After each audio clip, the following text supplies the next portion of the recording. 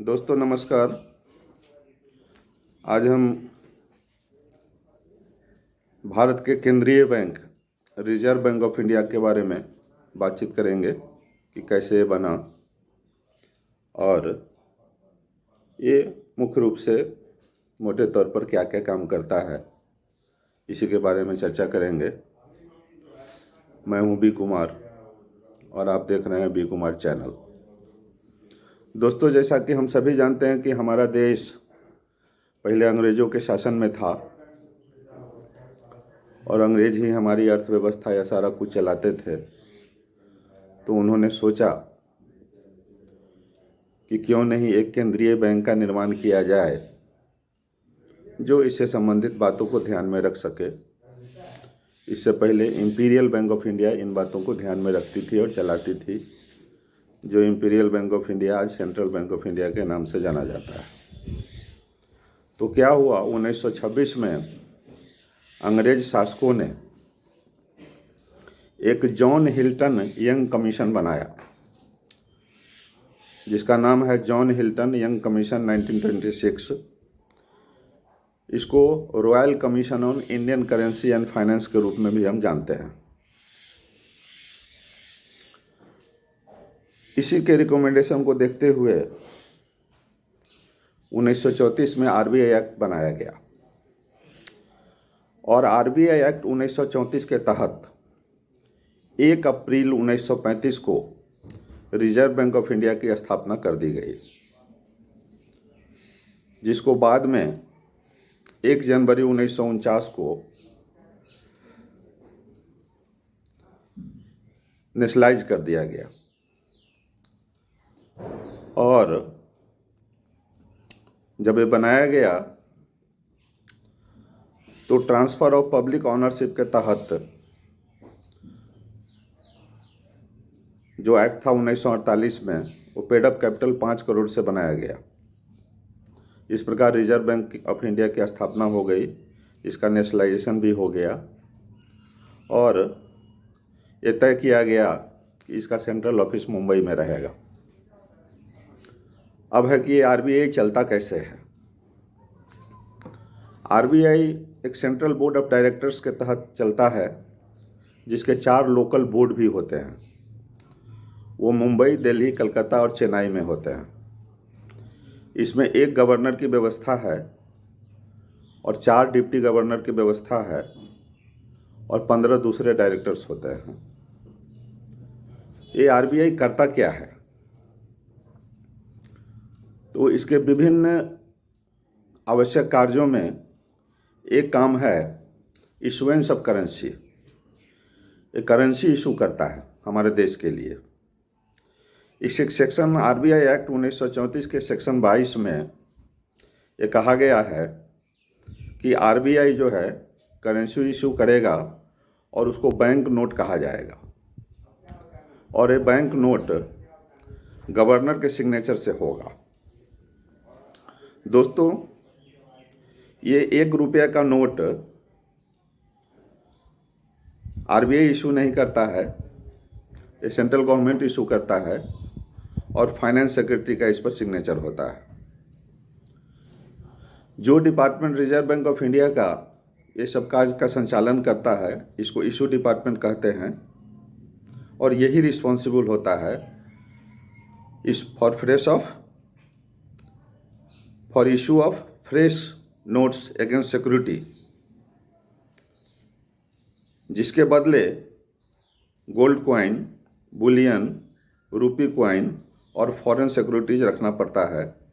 साथ में जो एलिजिबल प्रोमिसरी नोट्स हैं और दूसरे अप्रूव्ड जो सिक्योरिटीज हैं, सबको मिलाकर के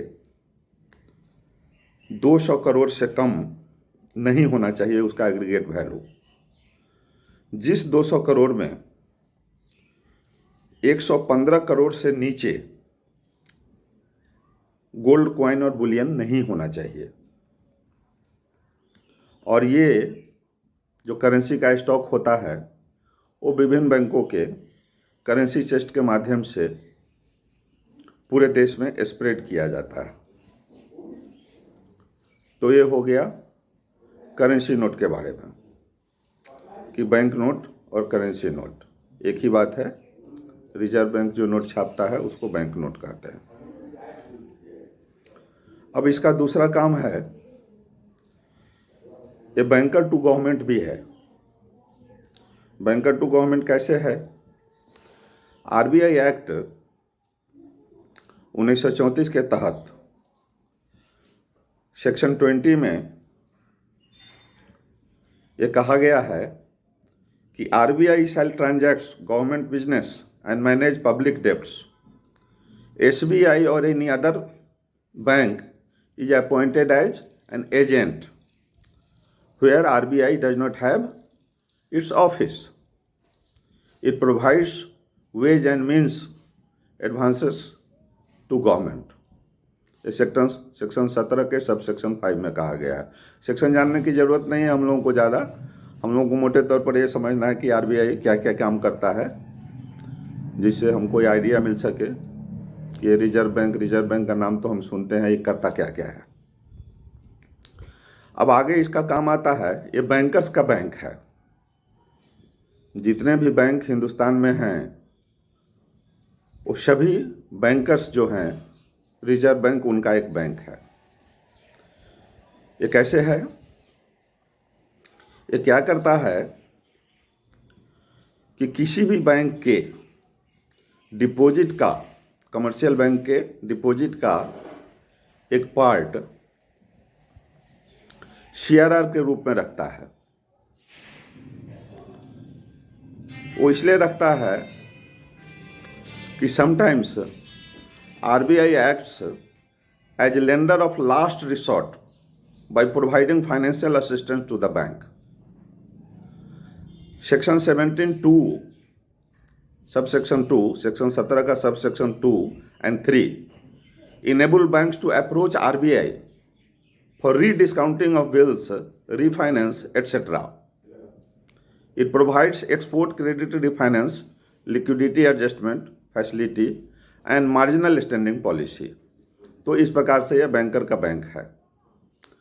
अब ये बैंक का कंट्रोलर भी है। जितने भी भारत देश में बैंक हैं जो बैंकिंग बिजनेस कर रहे हैं, उनका ये कंट्रोलर है। वो कैसे है? इसमें ये कहा गया है कि an entity which is to conduct banking business in India has to obtain licence from RBI. RBI acts as controller of banks by including the banks in second scheduled of the act. RBI के second schedule में जो appear हो गया licence देने के बाद, वो banking business करेगा। और Reserve Bank it issues directions, carries inspections on site as well as off site and exercise management control. ये काम इसका ये हो गया। और सबसे महत्वपूर्ण कार्य, ये कंट्रोलर ऑफ क्रेडिट भी है। बैंक का जो क्रेडिट होता है, बैंक जो ऋण देते हैं, उसका भी एक कंट्रोलर है। कोई भी बैंक अपनी मर्जी के हिसाब से ऋण देने की व्यवस्था नहीं कर सकता है। वो आरबीआई की जो व्यवस्था है उसी के तहत उसको लोन देना है। तो इसमें कहा गया है कि under section 21 and 35A of banking regulation act RBI can fix interest rates including bank rates and exercise selective credit control. Selective credit control पर हम किसी अगले दिन चर्चा कर लेंगे। अभी तत्काल हम यही समझेंगे। Various tools such as change in cash reserve ratio, stipulation of margin on securities, directed credit guidelines etcetera are used for this purpose. RBI sale और परचेज, सिक्योरिटी का सेल और परचेज जो है वो भी कैरी करता है, जिसको हम कहते हैं ओपन मार्केट ऑपरेशंस। अब इसका एक और बहुत ही महत्वपूर्ण कार्य है, उसको बोलते हैं स्टैट्यूटरी रिजर्व्स। आरबीआई जो है इंश्योर करता है that the bank maintains certain percentage of their asset in liquid cash form under SLR CRR। यहाँ हमने सर्टेन परसेंट कहा है क्योंकि CRR और SLR इसका परसेंटेज समय समय पर बदलते रहता है, इसीलिए हमने परसेंटेज की चर्चा नहीं की है। हम इतना जानेंगे कि सर्टेन परसेंटेज जो है SLR और CRR के रूप में वो रखता है बैंकों से लेकर के। SLR मतलब स्टैंडर्ड लिक्विडिटी रेशियो, CRR मतलब कैश रिजर्व रेशियो। इस सब के लिए एक अलग वीडियो बनेगा, अलग इस पर चर्चा होगी। अब है कि RBI को एक पावर है, वो इंफॉर्मेशन कलेक्ट कर सकता है। RBI can collect credit information under section 45C, information on borrowers enjoying credit limits up to ₹10 lakhs on secured basis and ₹5 lakhs on unsecured basis। अब यहाँ फिर वही बात आ गई, सिक्योर्ड लोन किसको कहेंगे, अनसिक्योर्ड लोन किसको कहेंगे, ये आगे के वीडियो में इसकी चर्चा होगी। अभी हम सिर्फ इतना ही जानेंगे कि 10 लाख रुपया जो है सिक्योर्ड वाला और 5 लाख अनसिक्योर्ड वाला, और उससे ऊपर RBI हमसे इंफॉर्मेशन कलेक्ट कर सकता है। And can also share this information with other banks under section 45D। इसके अतिरिक्त RBI obtains information on shoot file accounts and BSR returns. BSR return आप लोग ब्रांच में बनाते होंगे, बेसिक स्टैटिस्टिकल रिटर्न, इसी को BSR रिटर्न बोलते हैं। अब इसका एक महत्वपूर्ण काज आ गया, उसको बोलते हैं maintenance of external value. RBI is responsible also for maintaining external value of Indian currency as well as the internal value. Foreign exchange reserves are held by RBI and it has wide powers to regulate foreign exchange transactions under Foreign Exchange Management Act। अभी तो हो गया, पहले फेरा होता था, अभी FEMA हो गया। ठीक है, तो ये सब महत्वपूर्ण कार्य थे RBI के। और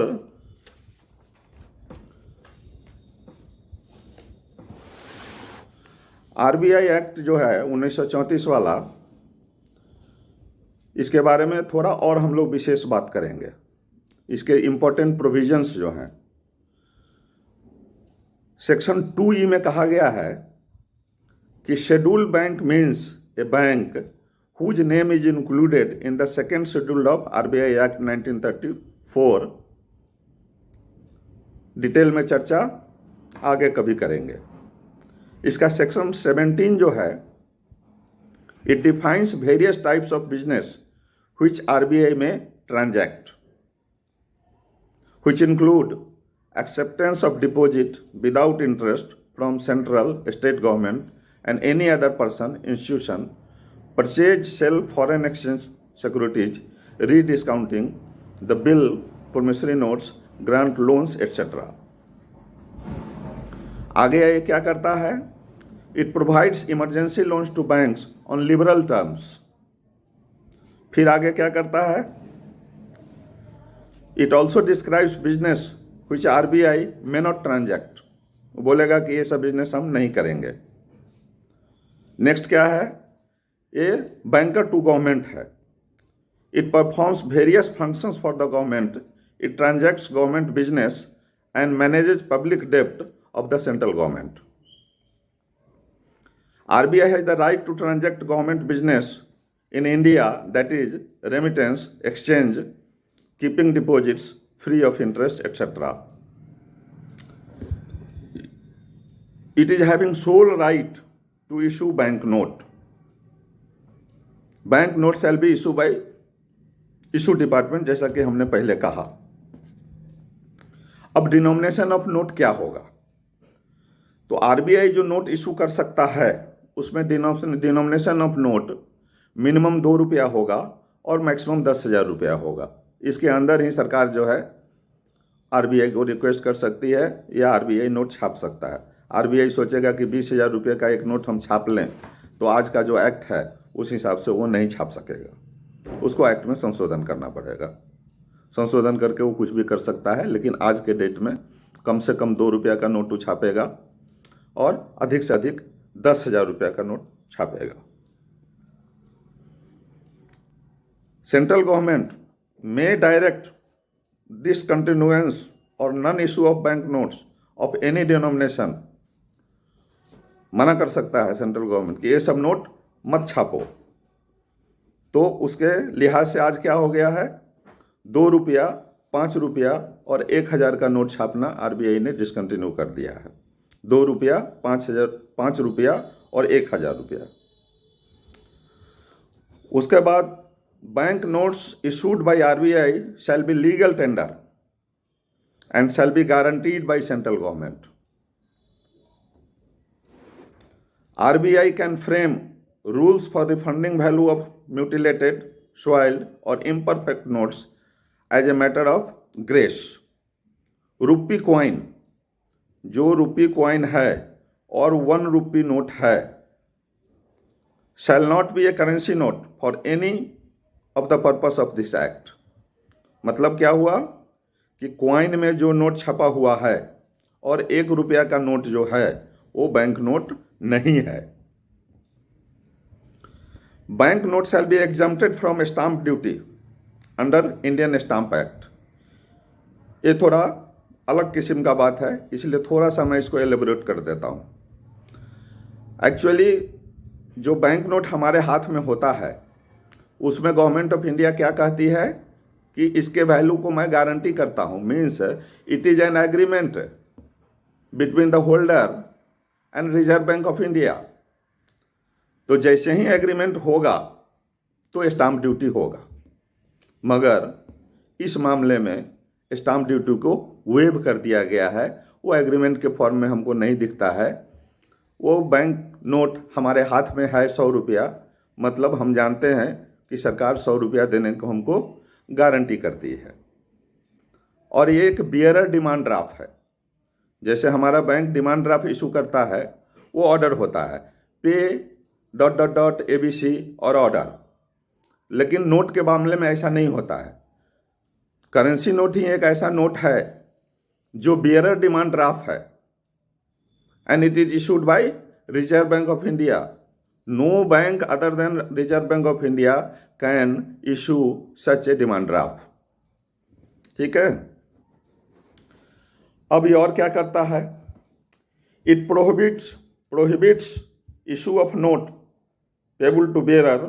No person in India other than RBI or central government shall draw, accept, make or issue any bill of exchange, hundi or promissory note for the payment of money payable to bearer on demand। Clear हो गया। अब cash reserve ratio की बात है, तो cash reserve ratio of schedule bank to be kept with RBI as a daily balance. This act empowers RBI to add or delete the name of any bank in second schedule of RBI Act 1934। एक bank जो आज existence में है, RBI के act के हिसाब से second schedule में है, आरबीआई सेकेंड शेड्यूल से उसका नाम हटा सकता है। परिस्थितियों पर ये डिपेंड करता है। RBI to publish every fortnight a statement showing aggregate liabilities asset of schedule commercial bank. दोस्तों, अगर आप बैंक में काम करते होंगे तो नोटिफाइड फ्राइडे को एक रिपोर्ट बनता है। किसी बैंक में आरबीआई रिपोर्ट बोलते हैं, कहीं कुछ बोलते हो, कहीं फ्राइडे बोलते होंगे, कहीं वीकली बोलते होंगे, कुछ ना कुछ बोलते होंगे। मतलब जो नोटिफाइड फ्राइडे है, नोटिफाइड फ्राइडे को रिपोर्ट बना के हमको आरबीआई को सबमिट करना पड़ता है। उसी स्टेटमेंट से हमको मालूम पड़ता है कि हमारे पास कितना टर्म लाइबिलिटीज है, कितना डिमांड लाइबिलिटीज है, और उसी हिसाब से हमको सीआरआर और एसएलआर मेंटेन करना पड़ता है। सेक्शन 45A to F जो आरबीआई एक्ट 1934 है, वो आरबीआई को एम्पावर करता है to collect credit information. Section 45C जो है वो return as on last Friday of April and October every year giving information on borrowers enjoying secured credit limits of rupees 10 lakhs and above and unsecured limits of rupees 5 lakhs and above। RBI also collect details half yearly, March and September, of all doubtful loans and should file accounts with aggregate outstanding of rupees 100 lakhs and above, and circulate the information amongst banks and financial institutions. Besides, bank जो है क्या करता है, ये basic statistical return BSR submit करता है। BSR में क्या रहता है, इसमें details regarding borrower accounts of rupees 2 lakhs, and BSR 2 जो होता है उसमें क्या रहता है, information about deposit with breakup into current savings and term deposit. इसका सेक्शन 45H से लेके 45D तक वो किसके बारे में बात करता है, regulation relating to non bank financial companies, NBFC जो हम अपने चर्चा करते रहते हैं, non bank finance companies. Section 45S जो है, it puts banks on acceptance of deposit from public by individuals or any unincorporated body as per an amendment in 1997। ये 1997 के अमेंडमेंट के हिसाब से होता है। RBI it announces publishes bank rate, ये समय समय पर घोषणा करता है कि बैंक रेट क्या है। बैंक रेट होता क्या है actually, bank rate is the standard rate at which RBI is ready to buy or rediscount bills or exchange or other commercial papers eligible for purchase under this act। तो आज हमने reserve bank of India act के बारे में बात की, और किसी दिन अब हम बैंकिंग रेगुलेशन एक्ट की बात करेंगे जिसके तहत ये सारे बैंक काम करते हैं। तो दोस्तों, आज ये RBI की बात करके मैं अपनी बात समाप्त करता हूँ। बहुत बहुत धन्यवाद। लाइक करने, शेयर करने, सब्सक्राइब करने वगैरह के बारे में मैं कभी कुछ कहूँगा ही नहीं, इसलिए कि जिसको अच्छा लगेगा वो सब्सक्राइब करेगा ही, लाइक भी करेगा, शेयर भी करेगा। सो आज के लिए नमस्कार दोस्तों।